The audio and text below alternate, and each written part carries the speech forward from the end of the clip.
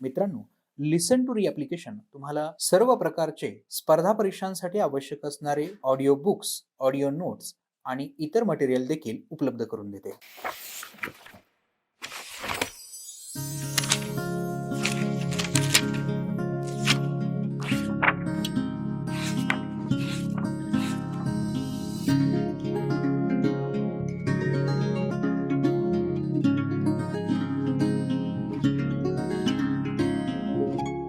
आपण ऐकत आहात लिसन टू री.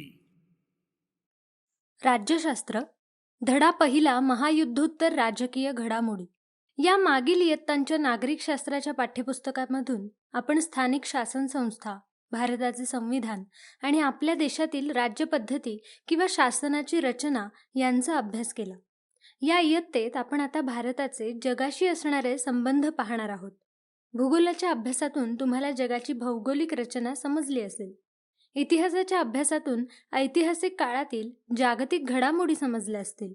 राज्यशास्त्राच्या अभ्यासातून आपण आता भारताचे जगाशी असणारे संबंध व महत्त्वाच्या जागतिक समस्या समजून घेणार आहोत. आपण सर्वजण वेगवेगळ्या कारणांसाठी, सोयीसुविधांसाठी समाजातील व्यक्ती, संस्था व संघटनांवर अवलंबून असतो. आपले सामाजिक जीवन परस्परावलंबी असते व त्यात परस्पर सहकार्य खूप महत्त्वाचे असते. हे आपण पाहिले. हे जसे व्यक्ती आणि समाजाबाबत आहे, तसेच ते विविध राष्ट्रांबाबतही आहे. भारताप्रमाणे जगात अनेक स्वतंत्र देश आहेत. त्यांच्यात सातत्याने काही देवाणघेवाण चाललेली असते, व्यवहार होत असतात. ही स्वतंत्र राज्ये परस्परांशी करारही करत असतात. या सर्व स्वतंत्र आणि सार्वभौम देशाची मिळून एक व्यवस्था तयार होते. तिला आपण आंतरराष्ट्रीय व्यवस्था असं म्हणतो. या आंतरराष्ट्रीय व्यवस्थेची काही वैशिष्ट्ये आपण जाणून घेऊयात. परस्परावलंबन. जगातले सर्व देश कोणत्या ना कोणत्या कारणांसाठी परस्परांवर अवलंबून असतात. राष्ट्र कितीही मोठे, समृद्ध आणि विकसित असो, ते कधीच सर्व बाबतीत स्वयंपूर्ण असू शकत नाही. मोठ्या राष्ट्रांनाही अन्य त्यांच्यासारख्याच मोठ्या आणि छोट्या राष्ट्रांवर अवलंबून राहावे लागते. म्हणून परस्परावलंबन हे आंतरराष्ट्रीय व्यवस्थेचे म्हणजेच आजच्या जागतिक व्यवस्थेचे एक महत्त्वाचे वैशिष्ट्य आहे. परराष्ट्र धोरणांच्या द्वारे आंतरराष्ट्रीय संबंध. प्रत्येक राष्ट्र आपल्या अंतर्गत व्यवहारांसाठी, त्याचप्रमाणे अन्य राष्ट्रांशी कसे व्यवहार करावेत याविषयी निश्चित धोरण ठेवते. अशा धोरणाला परराष्ट्र धोरण असे म्हणतात. भारताच्या परराष्ट्र धोरणाचा आपण अधिक विस्ताराने पुढील प्रकरणात अभ्यास करणार आहोत. पार्श्वभूमी. आपण आज ज्या जगात राहत आहोत ते अनेक घटना, घडामोडींमधून आकारास आले आहे. म्हणूनच आपले आजचे जग समजून घेण्यासाठी आपल्याला थोडे इतिहासात जावे लागेल. मागच्या शतकात 2 महायुद्ध झाल्याचे आपणास माहीत आहे. ही 2 महायुद्धे मागच्या शतकातील सर्वात महत्त्वाच्या घटना होत्या. त्यांच्यामुळे जग बदलले, जगात नवीन प्रवाह आले, विचार आला. या महायुद्धांमुळे आणखी काय झालं हे समजून घेऊ. पहिलं महायुद्ध. 1914 ते 1918 या कालावधीत पहिलं महायुद्ध झालं. युरोप खंडातील महत्त्वाचे देश यात सामील होते. एकूणच आंतरराष्ट्रीय किंवा जागतिक व्यवस्थेत युरोपला या काळात फार महत्त्व होते. पहिल्या महायुद्धामुळे खूप मोठ्या प्रमाणावर जीवित आणि वित्तहानी झाली. युद्धात सहभागी झालेल्या राष्ट्रांना खूप आर्थिक नुकसान सोसावे लागले. युद्धात सहभागी नसलेल्यांनाही युद्धाची झळ लागली.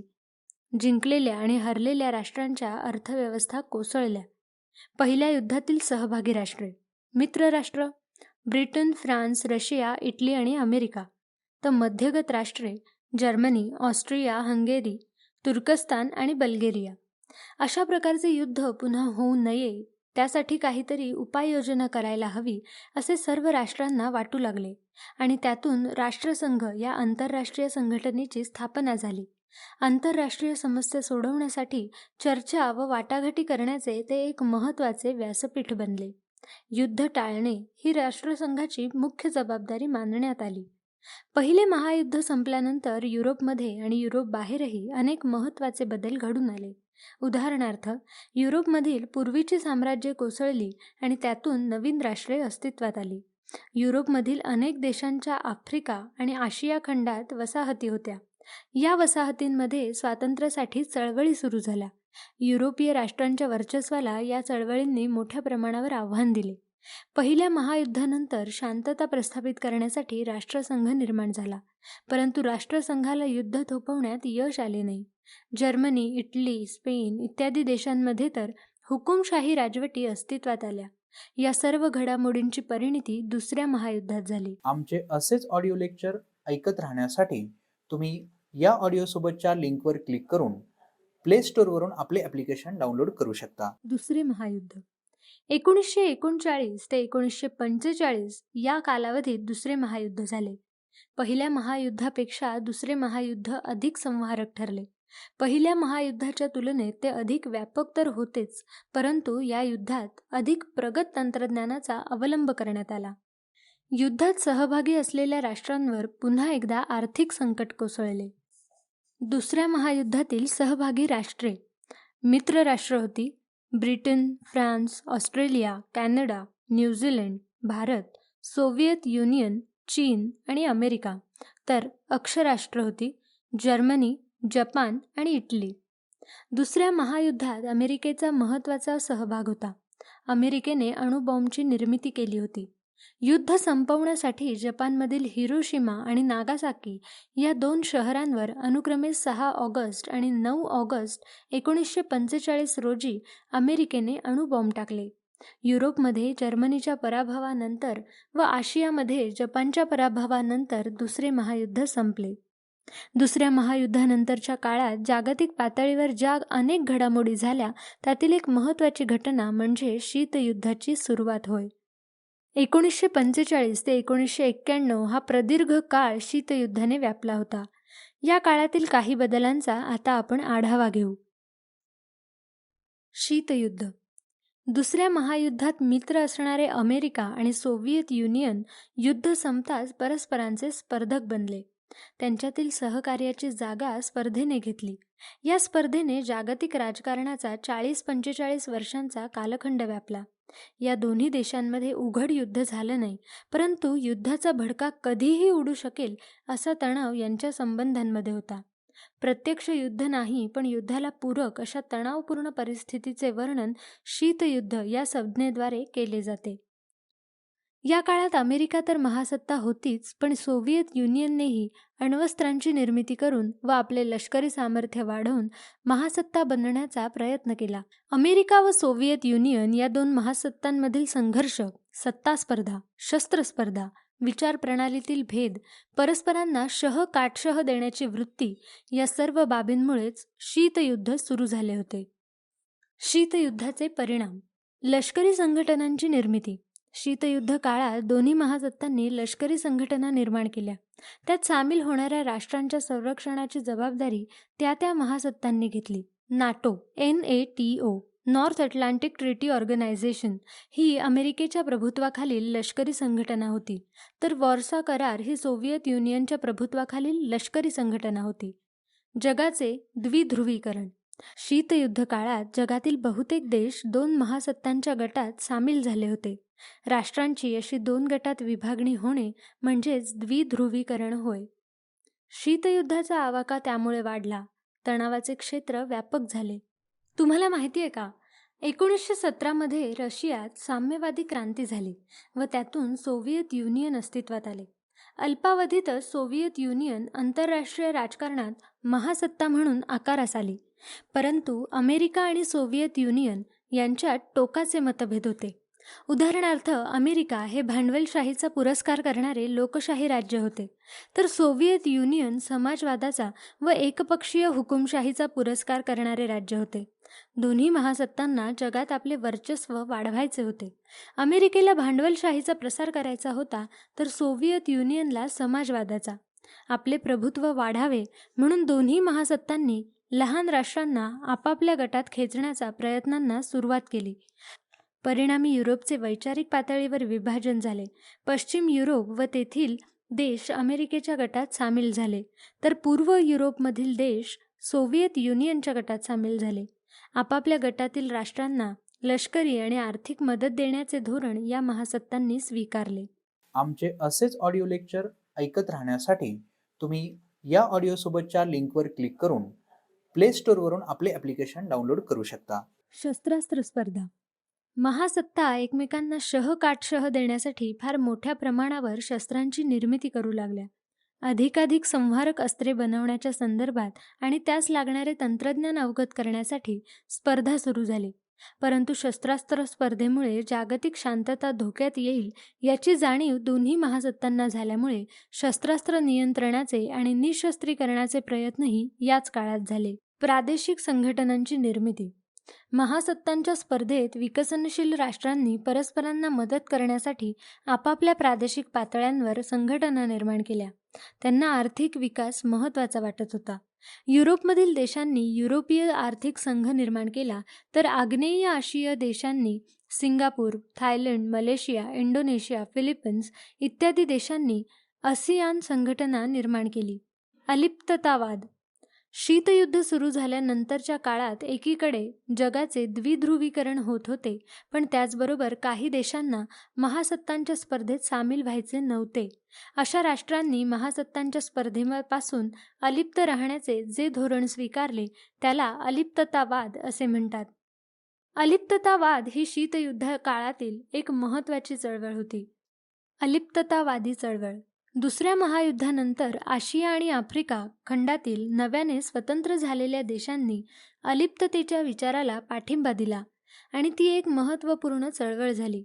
भारताचे प्रधानमंत्री पंडित जवाहरलाल नेहरू, युगोस्लाव्हियाचे अध्यक्ष मार्शल टिटो, इजिप्तचे अध्यक्ष गमाल अब्दुल नासेर, इंडोनेशियाचे राष्ट्राध्यक्ष डॉक्टर अहमद सुकार्नो आणि घानाचे राष्ट्राध्यक्ष क्वामे नक्रुमा यांच्या नेतृत्वाखाली या चळवळीची सुरुवात 1961 पासून झाली. अलिप्ततावादी चळवळीचे मूल्यमापन. अलिप्ततावादी चळवळीने वसाहतवाद, साम्राज्यवाद आणि वंशवाद याला विरोध केला आहे. आंतरराष्ट्रीय प्रश्न शांततामय मार्गाने सोडवण्यास या चळवळीने प्रोत्साहन दिले आहे. पंडित जवाहरलाल नेहरूंच्या मार्गदर्शनाखाली भारताने या चळवळीचे नेतृत्व केले. नंतरच्या काळातही या चळवळीला भारताने सक्रिय पाठिंबा दिला आहे. शीतयुद्ध संपुष्टात आले तरीही या चळवळीचे महत्त्व कमी झाले नाही. मानवतावाद, जागतिक शांतता आणि समानता या शाश्वत मूल्यांवर अलिप्ततावादी चळवळ आधारलेली आहे. या चळवळीने अल्पविकसित राष्ट्रांना एकत्र येण्यास प्रेरित केले आहे. आंतरराष्ट्रीय प्रश्न शांततामय मार्गाने सोडवण्यास या चळवळीने प्रोत्साहन दिले. निःशस्त्रीकरण, मानवी हक्कांचे संवर्धन याबाबत आग्रही भूमिका घेतानाच अलिप्ततावादी चळवळीने गरीब आणि अविकसित राष्ट्रांच्या समस्या ठामपणे मांडल्या. एका नव्या आंतरराष्ट्रीय आर्थिक व्यवस्थेची मागणी या चळवळीने केली. थोडक्यात सांगायचे झाल्यास शीतयुद्ध संपले असले तरीही अलिप्ततावादी चळवळीचे महत्त्व कमी झाले नाही. या चळवळीने अल्पविकसित राष्ट्रांना एकत्र येण्यास प्रेरित केले. या चळवळीने आर्थिक आणि सामाजिक बदलांचे अनेक प्रवाह आंतरराष्ट्रीय राजकारणात आणले. या राष्ट्रांना आंतरराष्ट्रीय राजकारणात सन्मानाने उभे राहण्याचा एक नवा विश्वास दिला. शीतयुद्धाची अखेर. 1945 पासून जागतिक राजकारणात प्रभावी असलेले शीतयुद्ध नंतर संपुष्टात आले. शीतयुद्धाची अखेर ही एक मागील शतकाच्या शेवटी झालेली अत्यंत महत्त्वाची घटना होती. शीतयुद्धाची अखेर होण्यास अनेक बाबी कारणीभूत होत्या. उदाहरणार्थ, सोव्हिएत युनियनने आर्थिक खुलेपणाचे धोरण स्वीकारले. राज्याचे अर्थव्यवस्थेवरील नियंत्रण शिथिल केले. सोव्हिएत युनियनचे तत्कालीन अध्यक्ष मिखाईल गोर्बाचेव यांनी पेरेस्त्रोइका म्हणजेच पुनर्रचना आणि ग्लासनोस्त म्हणजेच खुलेपणा ही धोरणे अंमलात आणली. या धोरणांमुळे माध्यमांवरील नियंत्रण कमी झाले. राजकीय आणि आर्थिक क्षेत्रात महत्त्वपूर्ण बदल झाले. म्हणजेच या क्षेत्रात पुनर्रचना करण्यात आली. त्यामुळे लोकशाहीकरणाला चालना मिळाली. पूर्व युरोपमधील सोव्हिएत युनियनच्या प्रभावाखालील देशांनी भांडवलशाही आणि लोकशाही मार्गाचा स्वीकार केल्यामुळे येथील राजवटी बदलल्या. सोव्हिएत युनियनचे विघटन झाले आणि त्यातून अनेक नवी स्वतंत्र राष्ट्रे निर्माण झाली. रशिया हा सोव्हिएत युनियनमधील सर्वात मोठा देश होता. शीतयुद्धानंतरचे जग. सोव्हिएत युनियनच्या विघटनाबरोबर शीतयुद्ध संपले. एकेकाळच्या या महासत्तेचे विघटन झाल्याने जागतिक राजकारणात महत्त्वाचे बदल घडून आले. उदाहरणार्थ, जागतिक राजकारणात अमेरिका ही एकमेव महासत्ता उरली. राष्ट्रांमधील व्यापार व आर्थिक संबंध वाढण्यास अनुकूल वातावरण निर्माण झाले. भांडवल, श्रम, बाजारपेठ, माहिती यांचा जगभर प्रसार झाला. लोकांमधील विचार कल्पनांचाही मुक्त संचार होऊ लागला. सर्वच राष्ट्रांनी व्यापारी संबंधांना प्राधान्य देण्याचे ठरवल्याने अन्य राष्ट्रांना मदत करण्याची कल्पना मागे पडली. त्याऐवजी आर्थिक संबंध प्रस्थापित करण्याचे प्रयत्न होऊ लागले. म्हणजेच पूर्वी आपल्या विरोधातील एखाद्या देशाला शत्रू राष्ट्र म्हणून संबोधण्याऐवजी स्पर्धक राष्ट्र ही संकल्पना पुढे आली. संयुक्त राष्ट्रे या संघटनेच्या जबाबदारीत वाढ झाली. जागतिक शांतता आणि सुरक्षितता टिकवण्यासाठी संयुक्त राष्ट्रांना अधिक ठोस प्रयत्न करावे लागत आहेत. पर्यावरण रक्षण, मानवी हक्कांची जोपासना, स्त्री-पुरुष समानता, नैसर्गिक आपत्तींचा सामना या बाबींना जागतिक स्वरूप प्राप्त झाले. जागतिकीकरण म्हणजे काय? शीतयुद्धानंतर व्यापार आणि आर्थिक संबंधांमध्ये खुलेपणा आला. यापूर्वीच म्हटल्याप्रमाणे भांडवल, श्रम, बाजारपेठा आणि माहितीचे जगभर संचरण होऊ लागले. जगभराच्या लोकांमध्ये विचार आणि कल्पनांची देवाणघेवाण वाढली. माहिती तंत्रज्ञानातील क्रांतीने जगातल्या घटना आणि घडामोडी सर्वत्र कळू लागल्या. देशांच्या सीमारेषांना पूर्वी इतके महत्त्व राहिले नाही. या सर्व प्रक्रियांना जागतिकीकरण असे म्हणतात. जागतिकीकरणाचे जसे काही फायदे झाले तसेच काही तोटेही झाले आहेत. उदाहरणार्थ, विविध राष्ट्रांच्या अर्थव्यवस्था परस्परांशी जोडल्या गेल्याने व्यापार वाढला, आर्थिक एकत्रीकरण वाढले, बाजारपेठांमध्ये मुबलकता आली. परंतु त्याचबरोबर गरीब आणि श्रीमंत राष्ट्रांमधील दरी कमी झाली नाही. या प्रकरणात आपण 1945 पासूनच्या जागतिक घडामोडींचा अभ्यास केला. शीतयुद्धकालीन जग, त्यातील शस्त्रस्पर्धा व निःशस्त्रीकरणाचे प्रयत्न समजून घेतले. जागतिकीकरणाचा अर्थही अभ्यासला. पुढील प्रकरणात आपण भारताच्या परराष्ट्र धोरणाचा अभ्यास करणार आहोत. आमचे असेच ऑडिओ लेक्चर ऐकत राहण्यासाठी तुम्ही या ऑडिओसोबतच्या लिंकवर क्लिक करून प्ले स्टोअरवरून आपले ॲप्लिकेशन डाउनलोड करू शकता. धडा 2. भारताच्या परराष्ट्र धोरणाची वाटचाल. या प्रकरणात आपण नवीन काय शिकणार आहोत? आंतरराष्ट्रीय व्यवस्था, तिचे स्वरूप आणि मागील शतकातील शीतयुद्ध आणि त्याचे परिणाम इत्यादी समजून घेतल्यानंतर आता आपण त्यांच्याशी संबंधित अन्य विषयांची ओळख करून घेणार आहोत. त्यानुसार परराष्ट्र धोरणाचा अर्थ, त्यावर परिणाम करणारे घटक तसेच आपण भारताच्या परराष्ट्र धोरणाचे स्वरूप जाणून घेणार आहोत. परराष्ट्र धोरण. अर्थ आणि महत्त्व. सर्वच देश हे आंतरराष्ट्रीय व्यवस्थेचे घटक असतात. त्यातील कोणतेही राष्ट्र सर्वार्थाने स्वयंपूर्ण नसते. म्हणूनच आंतरराष्ट्रीय व्यवस्थेत परस्परावलंबन असते हे आपल्याला समजले आहे. हे परस्परावलंबन मात्र काही मोजक्याच देशांच्या फायद्याचे किंवा हिताचे असता कामा नये. ते प्रत्येक राष्ट्राच्या हिताचे असावे म्हणून प्रयत्न करावे लागतात. कोणत्या राष्ट्रांशी मैत्री करायची, कोणत्या गटात सामील व्हायचे किंवा आंतरराष्ट्रीय राजकारणात कोणती भूमिका घ्यायची इत्यादींविषयी प्रत्येक देशाला निर्णय घ्यावे लागतात. असे निर्णय घेताना ते विचारपूर्वक घ्यावे लागतात. या वैचारिक चौकटीला परराष्ट्र धोरण असे म्हणतात. प्रत्येक स्वतंत्र आणि सार्वभौम राष्ट्र आपापले परराष्ट्र धोरण ठरवते. म्हणूनच राष्ट्रांमधील परस्पर संबंधाचा अभ्यास करणाऱ्या आंतरराष्ट्रीय राजकारणात परराष्ट्र धोरणाला खूप महत्त्व असते. तुम्हाला माहिती आहे का, आपल्याला जेव्हा एखाद्या देशाचा अभ्यास करायचा असतो तेव्हा त्या देशाचे संविधान आणि परराष्ट्र धोरण समजून घेणे आवश्यक असते. राष्ट्रीय हितसंबंध. परराष्ट्र धोरण म्हणजे काय हे आपण थोडक्यात समजून घेतलं. राष्ट्रीय हितसंबंध आणि परराष्ट्र धोरण यांचा अतिशय निकटचा संबंध असतो.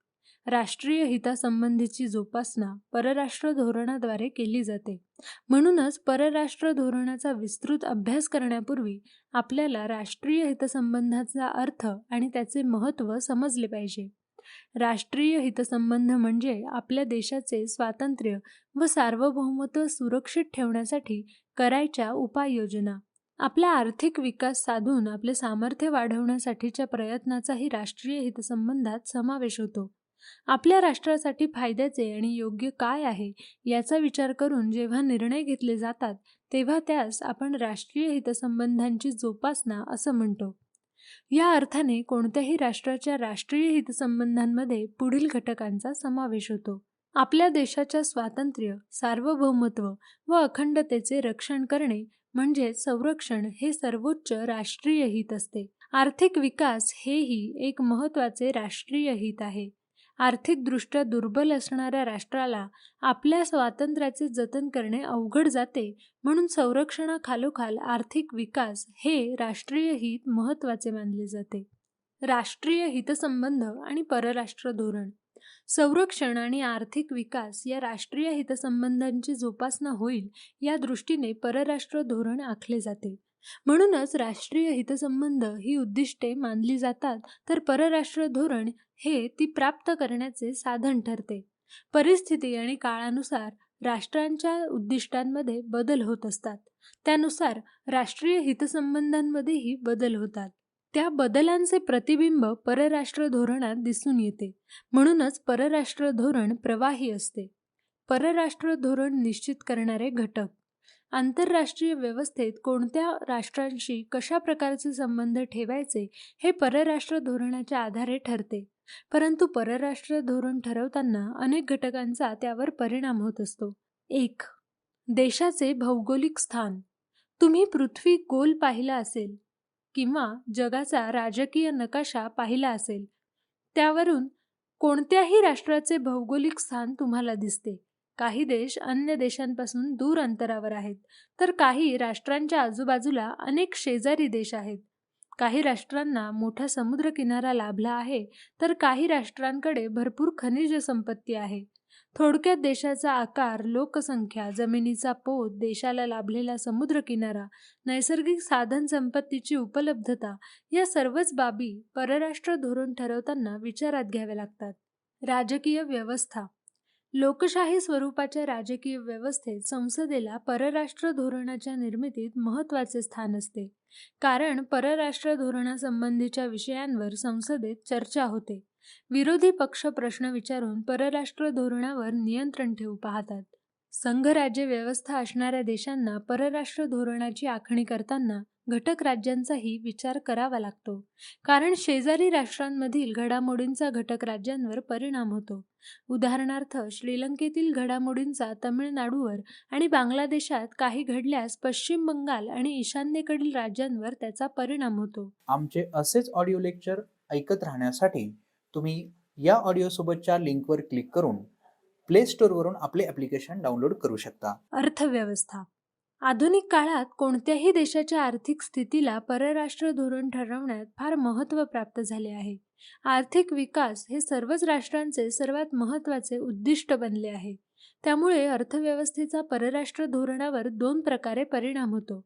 एक म्हणजे देशाची अर्थव्यवस्था मजबूत करण्यासाठी अन्य राष्ट्रांशी प्रस्थापित करायचे आर्थिक संबंध, आयात निर्यात, जागतिक व्यापारात सहभाग इत्यादी बाबी परराष्ट्र धोरणाला आकार देतात.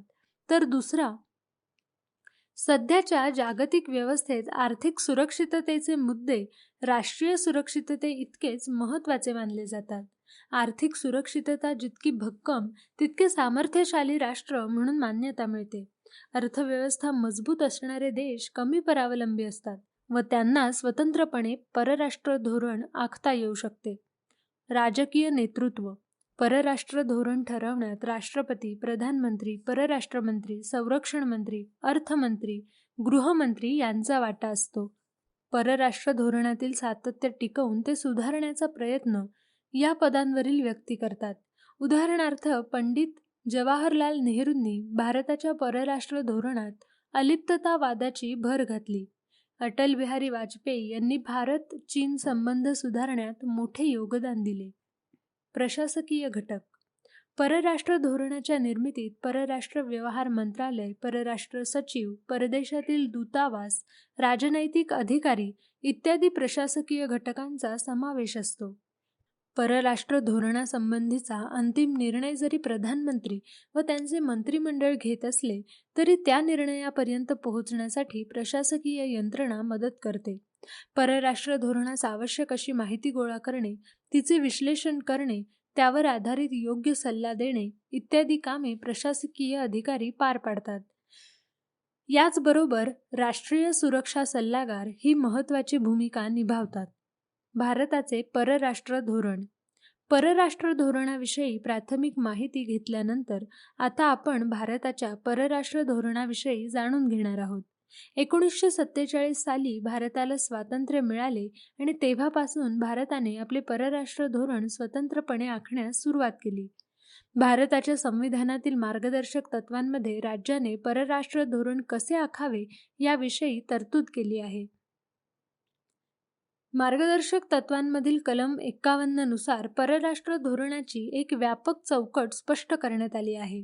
त्यानुसार भारताने आंतरराष्ट्रीय शांतता आणि सुरक्षिततेच्या जतनाला प्राधान्य द्यावे, आपल्या आंतरराष्ट्रीय समस्या किंवा वाद शांततेच्या मार्गाने सोडवावेत असे स्पष्ट केले आहे.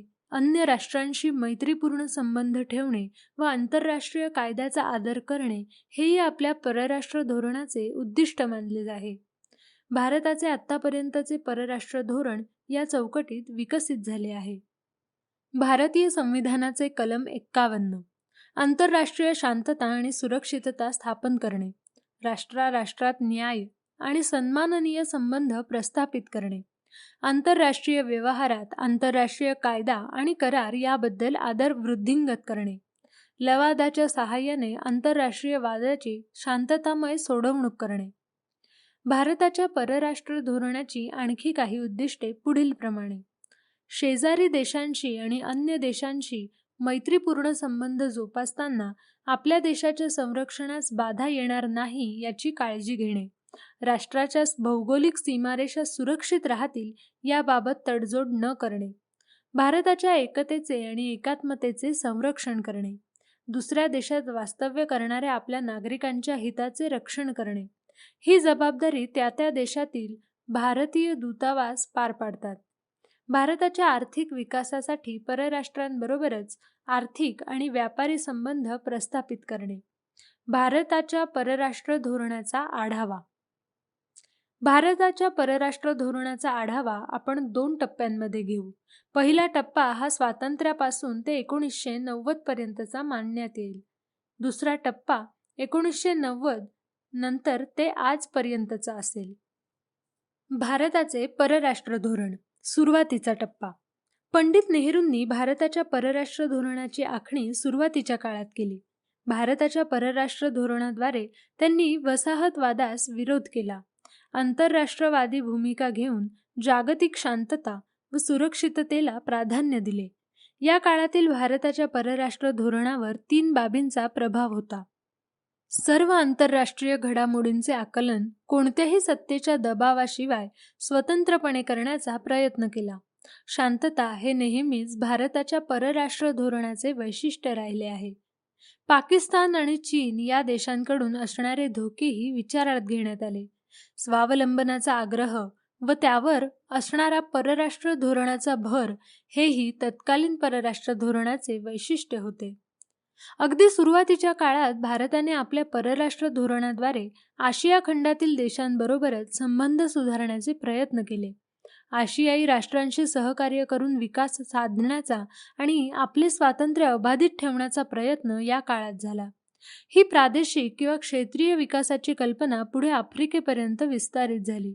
परंतु काही आफ्रो आशियाई देश अमेरिका आणि सोव्हिएत युनियन यांच्या शीतयुद्धकालीन लष्करी संघटनांचे सदस्य झाले. त्यामुळे प्रादेशिक विकासाची प्रक्रिया थांबली.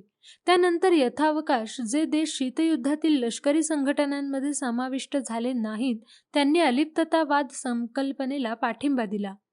शांतता आणि स्वातंत्र्य ही 2 तत्वे अलिप्ततावादी धोरणाची मूलभूत तत्वे झाली. या काळात भारताला शेजारी राष्ट्रांबरोबर झालेल्या संघर्षाला तोंड द्यावे लागले. भारत आणि पाकिस्तानमध्ये 1947-48 आणि 1965 मध्ये काश्मीर प्रश्नावरून युद्ध झाले. 1971 मध्ये झालेल्या तिसऱ्या युद्धाने पाकिस्तानमधून वेगळे होऊन स्वतंत्र बांगलादेशाची निर्मिती झाली. 1970च्या दशकात भारताच्या परराष्ट्र धोरणात एक प्रकारचे स्थैर्य होते. दक्षिण आशियामध्ये एक प्रबळ प्रादेशिक सत्ता म्हणून भारताचा उदय झाला होता. 1974 मध्ये भारताने अणुचाचणी करून अणुसंशोधनाच्या क्षेत्रातील आपली क्षमता सिद्ध केली. 1980 पासून मात्र काही बदलांना सुरुवात झाली. दक्षिण आशियाई राष्ट्रांमध्ये सहकार्य वाढीस लागावे म्हणून सार्क ही संघटना स्थापन करण्यात आली. चीनबरोबर असणारे संबंध सुधारण्यासाठी भारताने संवाद सुरू केला. सुरक्षिततेच्या क्षेत्रातील सहकार्यासाठी अमेरिकेबरोबर भारताने देवाणघेवाणीस सुरुवात केली. आमचे असेच ऑडिओ लेक्चर ऐकत राहण्यासाठी तुम्ही या ऑडिओसोबतच्या लिंकवर क्लिक करून प्ले स्टोअरवरून आपले ॲप्लिकेशन डाउनलोड करू शकता. पहिला टप्पा 1947 ते 1990. शीतयुद्धाच्या पार्श्वभूमीवर भारताने अलिप्ततावादाचा स्वीकार केला. त्यामुळे सर्वच राष्ट्रांशी मैत्रीपूर्ण संबंध ठेवणे, विकासासाठी योग्य ती मदत विविध राष्ट्रांकडून घेणे याला या काळात प्राधान्य होते.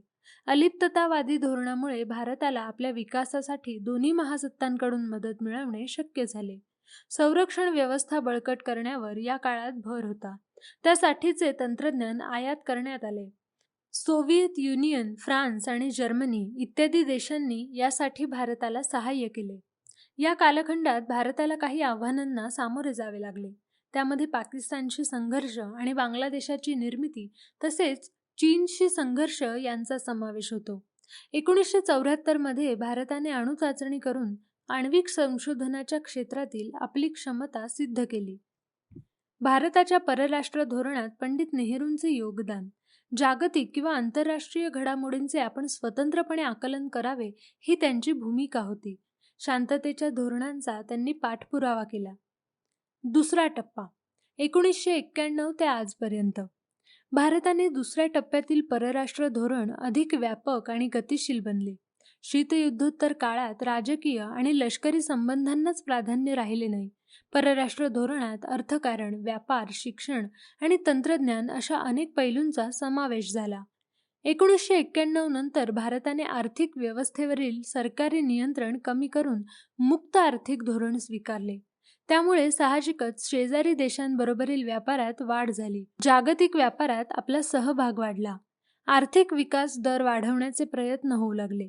1990 नंतरच्या दशकात आग्नेय आशियाई राष्ट्रांशी म्हणजेच सिंगापूर, थायलंड, व्हिएतनाम इत्यादी राष्ट्रांशी असणारे आपले आर्थिक संबंध अधिक बळकट झाले. इस्रायल, जपान, चीन, युरोपीय संघ यांच्याशी असणारी आपली देवाणघेवाण अधिक वाढली. आंतरराष्ट्रीय आणि प्रादेशिक पातळीवरील अनेक आर्थिक संघटनांमध्ये भारताचा सहभाग वाढला. उदाहरणार्थ G20 आणि ब्रिक्स म्हणजेच Brazil, Russia, India, China, South Africa. अमेरिकेबरोबरचे आपले संबंध अधिक दृढ झाले आहेत. परस्परांवरील विश्वास वाढला. आंतरराष्ट्रीय समूहात भारताचे स्थान उंचावले. भारताचे आण्विक धोरण भारताच्या परराष्ट्र धोरणाचा एक महत्त्वाचा भाग आहे. अणुशक्तीचा अर्थ आणि तिचे उपयोग यांचा अभ्यास तुम्ही इतिहास, भूगोल किंवा रसायनशास्त्र या विषयांमध्ये केला असेल. अणुशक्तीचे महत्त्व लक्षात घेऊन भारताने स्वातंत्र्यानंतर लगेच अणुऊर्जा कार्यक्रमाचा पाया घातला. त्यासाठी अणुऊर्जा विभाग आणि अणुऊर्जा आयोग स्थापन केला. अणुऊर्जा आयोगाचे पहिले अध्यक्ष डॉक्टर होमी भाभा होते. ऊर्जेची निर्मिती हा त्यामागील मुख्य उद्देश असला तरी लष्करी क्षमता निर्माण करणे हेही त्याचे एक उद्दिष्ट होते. त्यानुसार 1974 साली भारताने पोखरण येथे पहिली अणुचाचणी केली. 1998 साली दुसरी अणुचाचणी करून भारताने अण्वस्त्रे निर्माण केली. अण्वस्त्रे वाहून नेणारी क्षेपणास्त्रेही आपण तयार केली असून त्यासाठी वायुदल आणि नौदलही सक्षम करण्यात आले आहेत. तुम्हाला माहिती आहे का, अण्वस्त्रे अत्यंत विनाशकारी असतात. म्हणून त्यांचा कधीही वापर होणार नाही यासाठी सातत्याने प्रयत्न करणे आवश्यक असते. अण्वस्त्रांचा प्रसार रोखण्यासाठी प्रामुख्याने 2 करार करण्यात आले आहेत. 1 अण्वस्त्र प्रसारबंदी करार NPT आणि 2 सर्वंकष अणुचाचणी बंदी करार CTBT. या दोन्ही करारातील अटी केवळ बड्या देशांच्याच फायद्याच्या असल्याने व विकसनशील देशांवर जाचक निर्बंध घालणाऱ्या असल्याने या करारांवर भारताने स्वाक्षरी केली नाही. भारत आता एक अण्वस्त्रधारी राष्ट्र आहे, परंतु एक जबाबदार अण्वस्त्रधारी राष्ट्र अशी भूमिका आपण स्वीकारली आहे. निःशस्त्रीकरणाच्या प्रयत्नांना भारत सातत्याने पाठिंबा देत आहे, कारण जगात शांतता आणि सुरक्षितता असावी हीच भारताची भूमिका आहे. परराष्ट्र धोरणाचा अशा प्रकारे आढावा घेतल्यानंतर पुढील प्रकरणात आपण भारताच्या सुरक्षा व्यवस्थेचा अभ्यास करणार आहोत. लिसन टू ॲप्लिकेशन तुम्हाला सर्व स्पर्धा परीक्षांसाठी आवश्यक असणारी ऑडिओ नोट्स, ऑडिओ बुक्स आणि इतर मटेरियल देखील उपलब्ध करून देते. चला तर मित्रांनो, भेटूयात पुढच्या लेक्चरमध्ये. तोपर्यंत धन्यवाद.